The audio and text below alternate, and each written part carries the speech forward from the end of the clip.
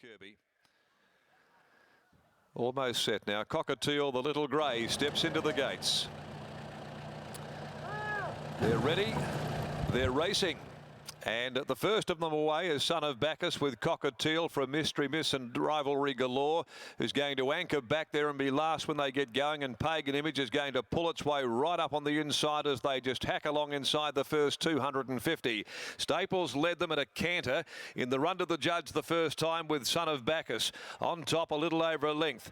The filly is running second, Cockatiel, and Pagan Image with his neck arched down there almost between his two forelegs, cruising up on the inside of the raging favourite Mystery Miss, who's $1.12 when the starter said go, and Rivalry Galore, the maiden, is last as they run through the crossing. Out to the riverside of the course now, and with 15.50 left to go, Son of Bacchus is getting it all its own way, pricks its ears up, and it's just loping along in front, having a leisurely gallop about 3/4 to Cockatiel, a length and a half away on the inside to Pagan Image. On its outside then is Mystery Miss, and they're being trailed back behind them by Rivalry Galore.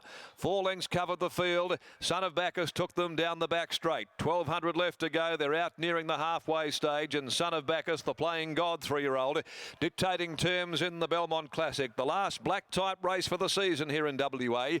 Out by 3/4 to 1, Cockatiel, with Mystery Miss just starting to edge a little closer on the outside of Pagan Image with no change.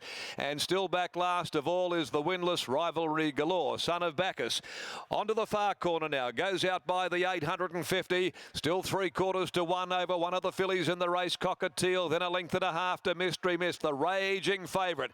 Pike about to open her up at any tick of the clock. He's got history within his sights here. He's got an Australian record to break. Robbo's 223.5. It's within his sights coming up to the corner with the favour. Pagan Image had dropped out. Rivalry Galore is going to follow Mystery Miss home. Around the corner, Cockatiel draws alongside of Son of Bacchus. Mystery Miss now being called upon when they'd balance for the run home. Rivalry Galore only about a length away. Pagan Image had dropped out. 300 left to go. Mystery Miss with a fight on her hands now. Rivalry Galore's got square with her. Rivalry Galore got ahead in front. Now a half a length. Pike has to go for the whip on Mystery Miss. She's trying to rally. She's lifting. Rivalry Galore, a maiden. Mystery Miss comes again. They go to it. He's not a maiden any longer. Rivalry Galore's got there a nose, Mystery Miss. 3 lengths behind them, Cockatiel, followed then by Son of Bacchus and Pagan Image. Rivalry Galore. Who wrote this script? You can rip it up and you can throw it in the rubbish bin. Rivalry Galore, Troy Turner has got to Mystery Miss. This day is not unfolding the way we had all expected. Rivalry Galore, the maiden, having its 6th race start, ultra consistent, wins its first race in a listed Belmont Classic and has beaten the shortest priced favourite to step out onto a racetrack in WA this season in Mystery Miss. It's hard to fathom. It's 3, 4 and 5. Cockatiel holds 3rd. And 4th to Son of Bacchus, and the last of them home in the race was Pagan Image. Well, how about that? Racing, it's for all comers. It is for everyone. And today, Brett Pope gets the job done here with the trade fair 3-year-old out of Lady Rivalry. For D. Ashworth, Mrs. C. Trebby, W. Harmon, Wayne Harmon, H. Walton, J. McMullen, our rider, and Mrs. W. A. Harmon.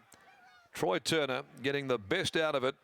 Peach of a ride. He was onto the toe ball of Pikey on Mystery Miss by Animal Kingdom from Mystical Miss. She fought, she rallied, but she could offer no more. Ridden by William Pike for Grant and Alana Williams. And Cockatiel by Galar from Buster's Icon, Stephen Miller, Brodie Kirby.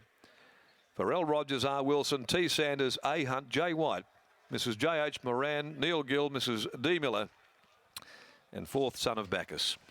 The margins are a long head by 4.5. The time 2:25.16, 37.23, the last 600.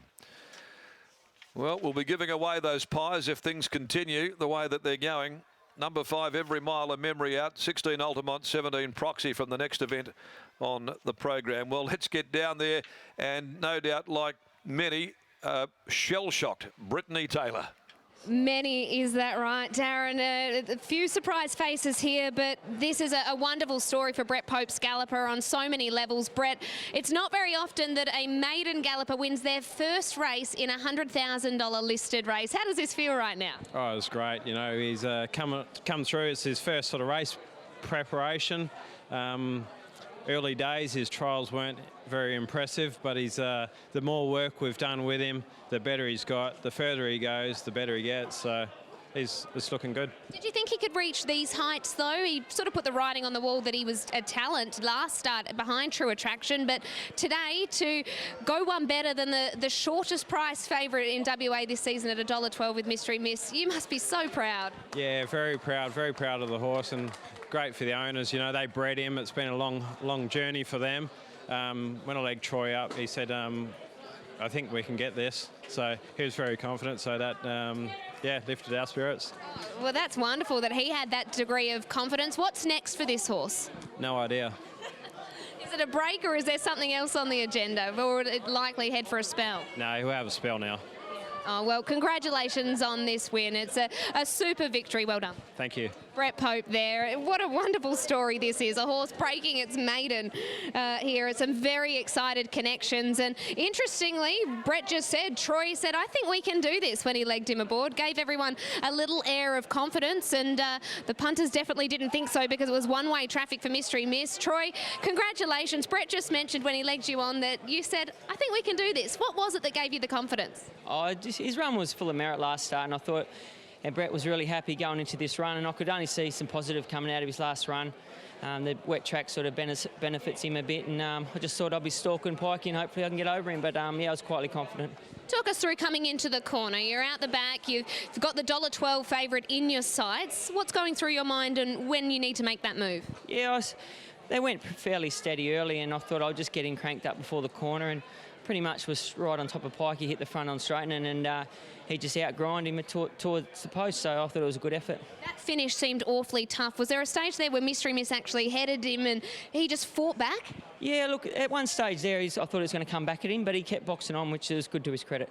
Well done on taking out the last black type race of the season. Very much. Troy Turner and Brett Pope combining with rivalry galore, and this is a day that these connections won't forget. Their horse's first ever victory is in a $100,000 Belmont Classic. It is a wonderful story for them.